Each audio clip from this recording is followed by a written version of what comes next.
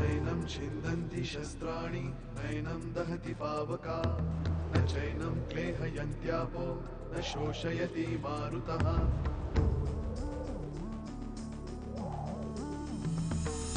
दिवसामागुन रात्र धावते सकाळ संध्याकाळ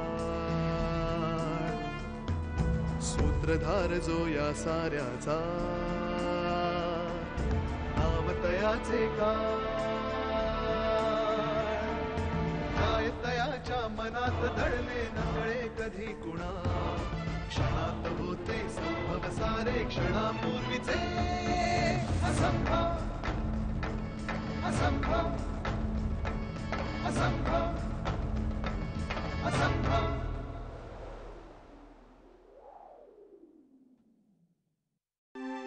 कोण आहे ती हा?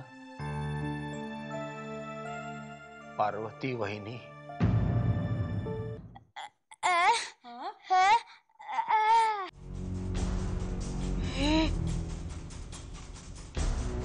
हे सगळे मरून गेले. मला चिंता लागली आहे. ते भविष्याच्या गर्भात काय असेल याची.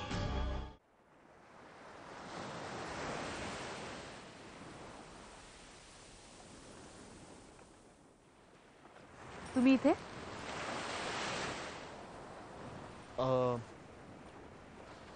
मी इथे सहजच आलो होतो फिरायला. पण तुम्ही? सहज आले होते फिरायला.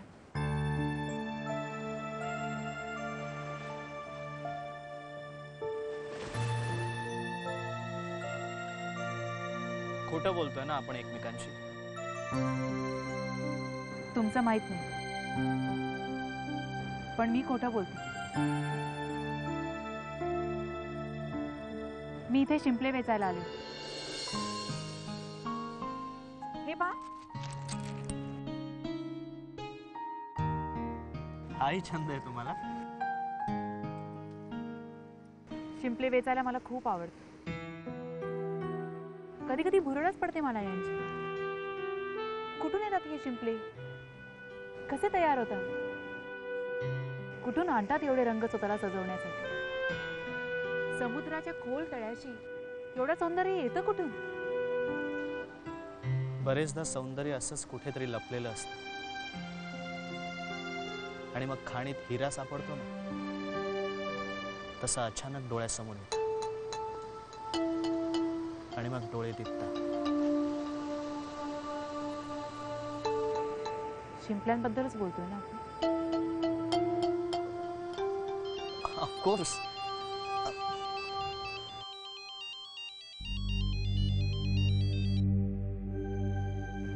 हा पहा ना, एक लहानसा शिंपला. गोड आहे ने? Wow, great. खरंच खूप छान आहे ना? कानाला लावून पहा ना.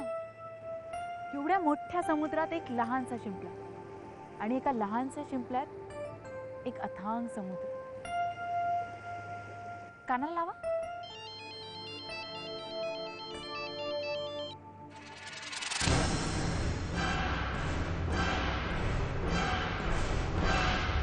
कोणीतरी आठवण काढते का तुमची?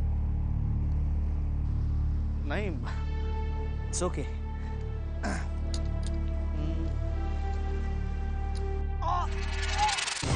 काय झालं? काय झालं? बघू बघू.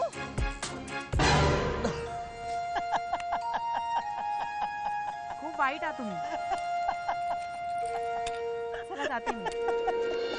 ए शुभ्रा, थांब.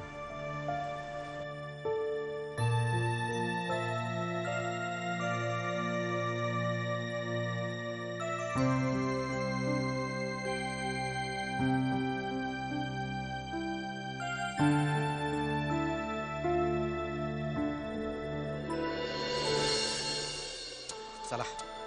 बॅग्स गेल्यास काय गाडीमध्ये? हो हो, हे बघ, मी दादाला पिकअप करून निघालो की तुला फोन करतो आणि वसईला पोहोचल्यावर तर करेनच करेन. ओके. अच्छा, औषधं घेतलीस? मला काय विचारतेस? पॅकिंग तूच केलंस ना? हो ना. आणि काही राहिलं असेल तर येताना घेऊन ये तू. ओके. आणि महत्वाचं म्हणजे ते आपल्या राणी सुलेखा देवींना सांगा जरा समजावून की त्यांच्या लग्नाच्या तयारी करता चाललोय, त्यामुळे जरा आनंदात राहा, आता खुशीत राहा, हसा. सांगते मी. हं? आणि हे बघ, तू सुलेखा सगळे निघाल त्याच वेळेला निखिलला तुमच्या सोबत घेऊन निघा. नाही तर तो नाटकं करेल, मी मागावर येतो, काहीतरी तारे वगैरे बघायचे. काय नाही, सरळ कॉलर धरायची आणि गाडीत भरायचं त्याला. हे बघ बाळ, मी सांगायचं काम करीन. नाही म्हणाला, नाही ऐकलं तर मला फोन कर डायरेक्ट. ओके. चला फायनली निघू. नाही. Okay bye. बाय.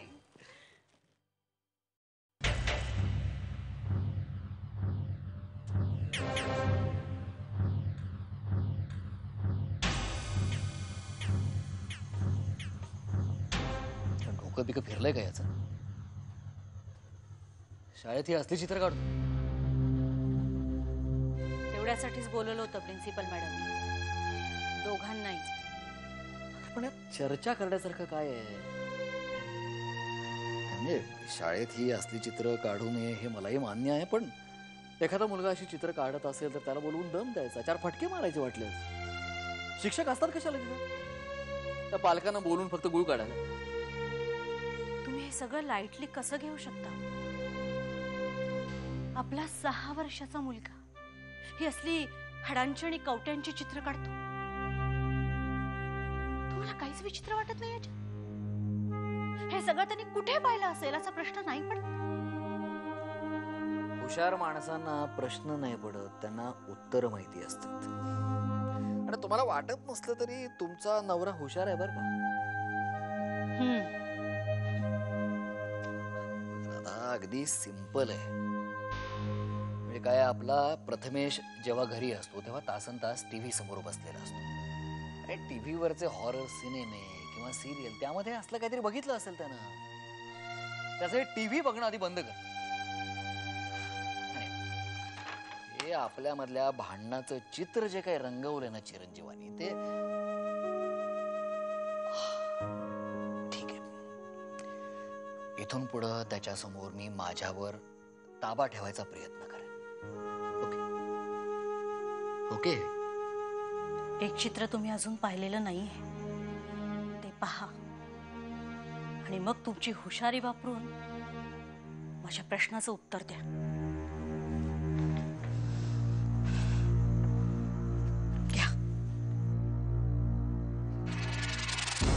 अगं साधं तर चित्र आहे. घर आहे, खुर्ची, टेबल, सोफा. काय नाही का ते शाळेमध्ये विषय देतात ना, माय हाऊस, तसं काहीतरी आहे. प्लीज नीट बघा. हे घर ओळखीचं नाही वाटत तुम्हाला?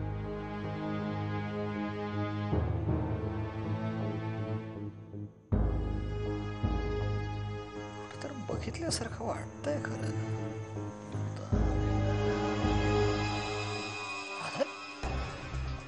हा तर वसईच्या वाड्यातलं दिवाळघर आहे. नशीब माझं, नशीब. पण यात आश्चर्य वाटण्यासारखं काय आहे? हो, असं काय करता? प्रथमेशला आपण कधीतरी वसईला नेलाय का? मग हा दिवाणखाना त्यांनी पाहिला कधी?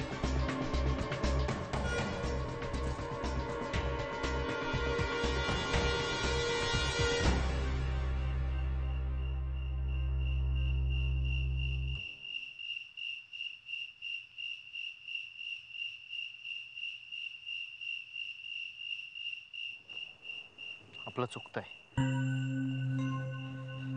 प्रचंड चुकतंय. माझं लग्न ठरलंय आणि माझं माझ्या बायकोवर मनापासून प्रेम आहे, तरी मी तुझ्याकडे ओढला जातोय.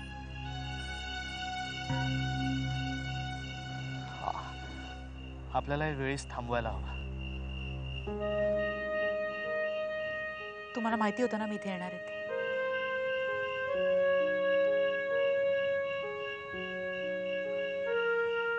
मला सुद्धा. पण इथे येऊन मला तुमच्याशी जे बोलायचं होतं ना,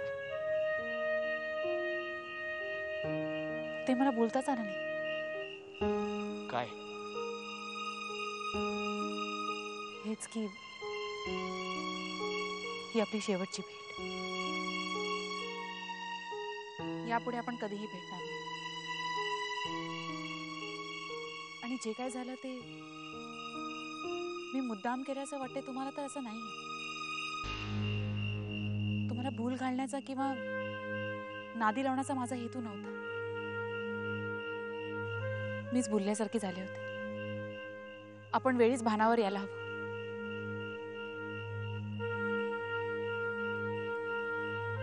चूक तुझ्या एकटीची नाहीये शुभ्रा, आपल्या दोघांची थोडी थोडी चूक आहे. माझ्या बाबतीत हे असं का व्हावं हेच कळलेलं नाहीये मला अजून. कधीच कळणार नाही कदाचित.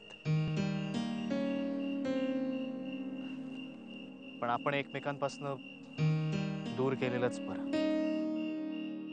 जी लोक माझ्या जवळची असतात ना,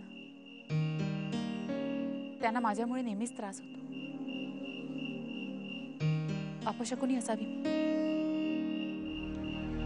पण माझ्यामुळे तुम्हाला त्रास व्हावा असं मला अजिबात वाटत नाही. मूर्खासारखं काहीतरी बडबडू नकोस शुभ्रा.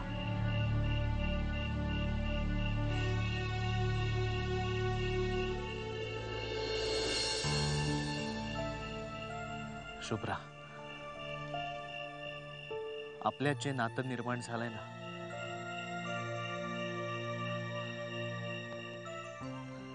याला नातं बितं म्हणणं सुद्धा मला कसं तरीच वाटतंय.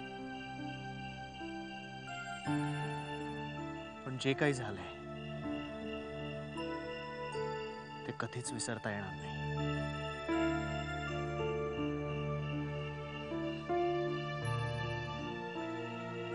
पण ते विसरण्यातच फल आहे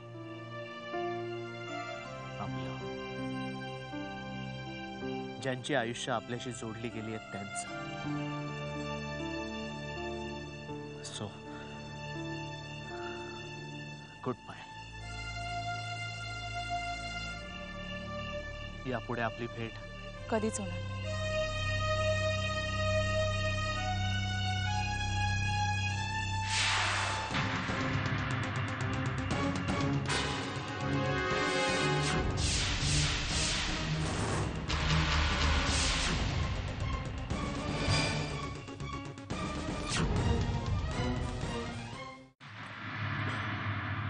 माई माई रमाशेठ, अहो या ना, बसा बसा. शुभ्रा कुठे? अहो त्या शेजारच्या मंजूवर बाहेर गेले. येईल. मंजू बरोबर कुठे गेली आहे? समुद्र किनाऱ्यावर. किनाऱ्यावर काय बाई या पोरी? अहो ती इथे. लाज नाही वाटत तुला थिरडे? माझ्याशी खोटं बोलतेस तू? अरे तुझी मंजू त्या समुद्र किनाऱ्यावर गेली आदिनाथ बरोबर. तुला माहिती नाही हे? नाही हो, म्हणजे खरंच मला हे माहित. कोणी लोक सांगतात त्याच्यावर विश्वास ठेवू नका, मी सांगते. अरे लोकांच्या म्हणण्यावर विश्वास ठेवण्या इतका हलक्या कानाचा नाहीये हा रमाकांत खोत. हे माहिती नाहीये तुला? स्वतःच्या डोळ्यांनी बघितलंय मी. हातात हात घालून दोघंही समुद्र किनाऱ्यावर फिरतायत शिंदळीचे सिनेमातल्या नटनट्यांसारखे. आश्चर्य वाटल्यासारखं असं ऍक्टिंग करून दाखवू नकोस माई. साला गाढवाला सोन्याच्या ताटात जरी वाटला ना तरी शेवटी जाणारच उकिरडं फुंकायला. काय समजलीस? अरे तुझ्या या शुभ्रेसाठी काय केलं नाही मी? कोण आहे तो आदिनाथ? यार आहे तिचा? आणि कधीपासून चाललंय हे प्रकरण? नाही हो, मी शब्दावर सांगते तुम्हाला. खोटी शपथ घेऊन स्वतःची जीभ विटाळू नकोस. आधीच तुझं आणि तुझ्या मुलीचं आयुष्य विटाळलेलंच आहे. अख्खी अरे मला खसा ओढून सांगत होती ही मुलगी पांढऱ्या पायाची आहे, काळ्या जिभेची आहे, बनवती लोकांच्या मरणाची भाकीता करते. साला माझ्या डोक्यावरच पडली होती ना धोंड. पण बरं झालं मला तुझ्या आणि तुझ्या मुलीचं खरं रूप कळलं ते. नाही हो रमाशेठ. काय उपयोग काय? तुला काय वाटलं फडक्याने पुसलं तर कोणाचा डाग पुसला जाईल म्हणून? बरं झालं पण हे बघ, तुझ्याशी आणि तुझ्या मुलीशी माझा जो काही संबंध होता ना तो संपलाय. नाही हो. तिला आता म्हणावं खुशाल चालव तुझा कुंटणखाना. काय समजलीस? अहो रमाशेठ, ऐका माझं, ऐका तुम्ही. असं बघा रमाशेठ.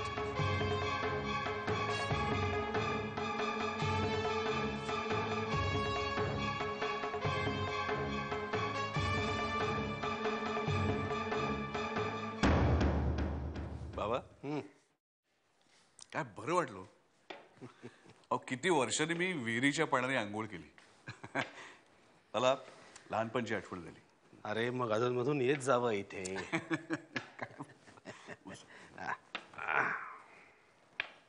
प्रवास कसा झाला रे? प्रवास काय फर्स्ट क्लास. बाळ त्याच्या खोलीतच आहे का अजून? बाळ ना, बाळ दमलाय ड्रायव्हिंग करून. तो फ्रेश होतोय जरा. हा होऊ दे होऊ दे. बाकी सगळी मंडळी केव्हा येणार आहेत?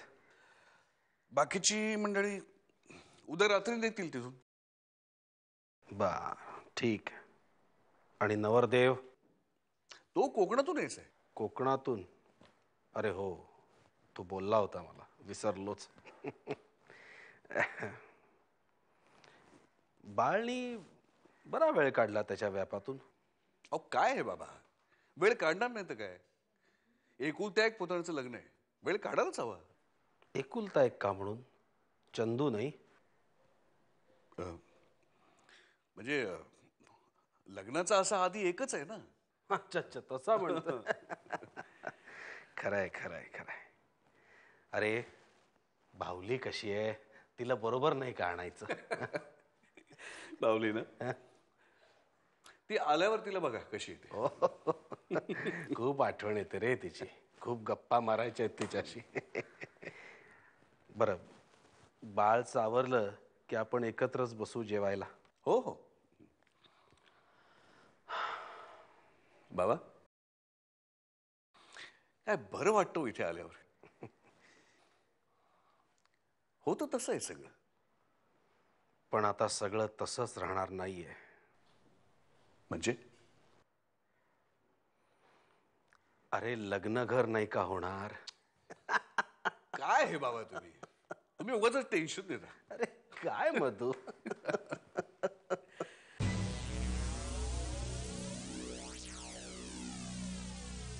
वंस,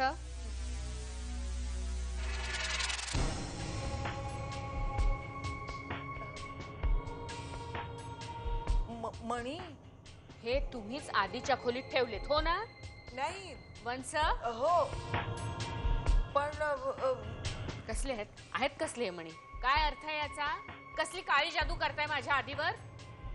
काय बोलतेस तू हे बहीण? मी असं करेन का? आत्या, हे बघ, आढे वेडे न घेता सांग बरं, हे काय चाललंय सगळं? मला आधी सांगा, यातला दुसरा मणी कुठे? पाहिलंस? गुरुजींना दिलाय मी तू. त्याचा अर्थ त्यांनी सांगितल्यावर मगच तुमच्याशी बोलणार होते, पण त्याआधीच यांचे कान फुंकून तुम्ही आमच्यात भांडणं लावण्याचा प्रयत्न केला. मी जे काय करते ते या घराच्या भल्यासाठीच करते. हे हे हे घराच्या भल्यासाठी? जरा थांब ना प्लीज. आत्या, हे बघ, तू सगळं काय ते स्पष्ट सांग बरं. हे बघ, तमाशा करण्यात कोणालाच इंटरेस्ट नाहीये, आणि खरं तर हे मणी घेऊन आम्ही सरळ बाबांकडे सुद्धा जाऊ शकलो असतो. सांगते, मी ज्या महाराजांची भक्ती करते त्यांनी दिलेत मला हे मणी. उपाय म्हणून. कसला उपाय? त्यांना आपल्या घराभोवती काहीतरी इडापिडा दिसत होती. त्यांनी मला उपासना करायला सांगितलेली होती. त्या पिढेची बाधा जास्तीत जास्त आदिला होण्याची शक्यता होती. का? दादालाच का? त्यांनी मला विचारलं, या घरात लवकर मंगल कार्य होणार आहे का? मी म्हणाले हो, माझ्या भाच्याचं लग्न होणार आहे. ते म्हणाले, त्याला जास्त जपा. आत्या, हे बघ, तू हे आम्हाला सगळं का नाही सांगितलंस? म्हणजे तू जर आम्हाला सांगितलं असतंस ना, तर हे मणी ठेवायला आम्ही कोणीच तुला मनाई केली नसती. महाराज म्हणाले होते, ही उपासना करताना कोणालाही कळता कामा नये. अगं खोटं बोलतायत या. मी का खोटं बोल? बहिणी, मला काय मिळणार आहे खोटं बोलून? मी हे जे काय करते ते आपल्या घराच्या भल्यासाठीच करते. तुम्ही कधी मला आपलं म्हटलं नाही. सतत खड्यासारखं बाजूला फेकलं. एखादी निरुपयोगी वस्तू अडगळीत फेकून द्यावी तसं मला फेकून. तुमच्या नशिबी आनंद, उत्कर्ष आणि माझ्या नशिबी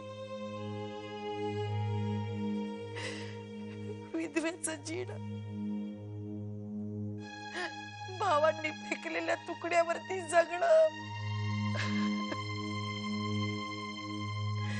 सतत दुसऱ्याच्या चेष्टेचा विषय ठरणं. या घरावरचं संकट टाळण्याची संधी मला मिळाली तेव्हा मी केला प्रयत्न. मला वाटलं होतं वहिनी, निदान यातून तरी तुम्हाला माझी किंमत कळेल.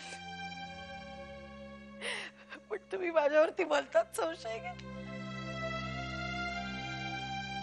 मी अशी नाहीये वहिनी, मी अशी नाहीये. मी माझ्या गेलेल्या नवऱ्याची शपथ घेऊन सांगते. वंस, मी तुम्हाला एकच गोष्ट सांगते, जर का माझ्या आधीला काही झालं ना तर माझ्या इतकी वाईट बाई दुसरी कोणी नसेल, एवढं लक्षात ठेवा.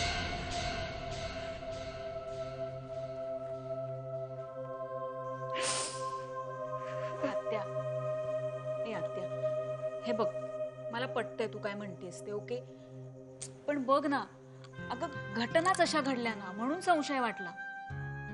तू आपलीच आहेस ग आत्या. बघ, तुझी मस्करी सुद्धा मीच करते की नाही जास्त, मग नको का करू? हा सांग. नाही करणार, प्रॉमिस.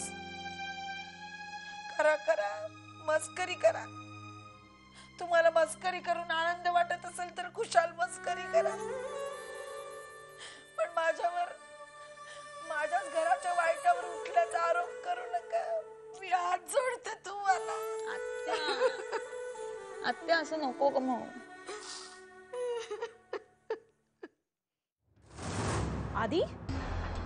आधी कुठेस तू? सॉरी, तुझे फोन कॉल्स नाही घेऊ शकतो. कामात होतास? हो, मीटिंग मध्ये होतो. आधी तुझ्या प्लांटवर तर रेंज येत नाही ना, मग माझे फोन कॉल्स कसे पोचत होते? ते मीटिंग प्लांटवर नव्हती आज, इथेच हॉटेलच्या कॉन्फरन्स रूम मध्ये होती. आत्ता संपली? हो, इथूनच बाहेर पडून तुला लगेच फोन केला. आय एम मिसिंग यू आधी.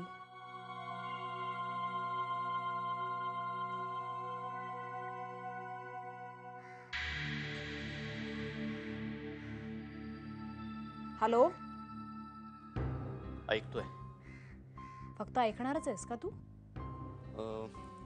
मी उद्या निघून येतोय, डायरेक्ट वसईलाच येईन. तिथे भेटू आपण. आधी, इज एव्हरीथिंग ओके? या. मला तसं वाटत नाहीये. पण काही नाही ग, दिवसभर कॉन्फरन्स मध्ये सगळ्यांची बकबक ऐकून मी थकलोय. बरं, मग आता रूमवर जा, छान फ्रेश हो आणि शांतच हो. मी भेटायला येतेच आहे. तू स्वप्नात भेटणार नाहीयेस का?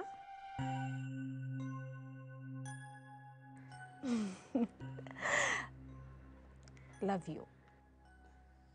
बाय. बाय.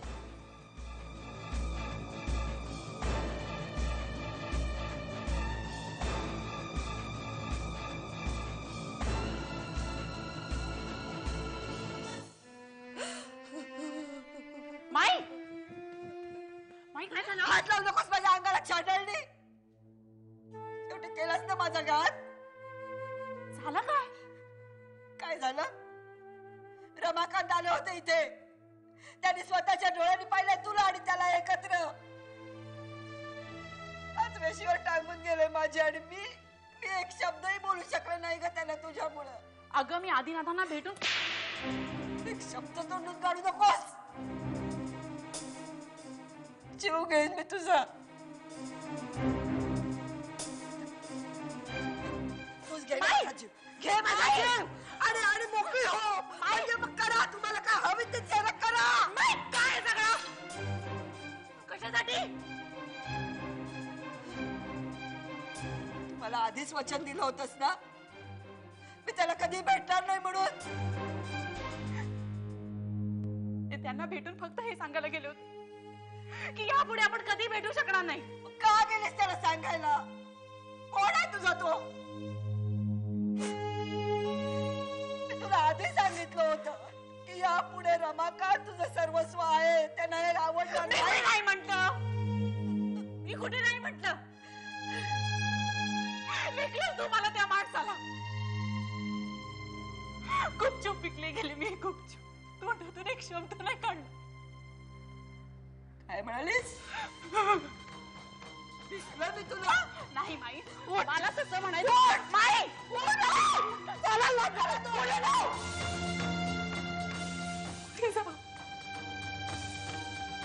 कुठे जाऊ तुला सोडून माई? नो जा त्याच्याकडे. आहे ना तुझा तो. नेल तुला मुंबईला. या पुढे त्याला जाऊ नको.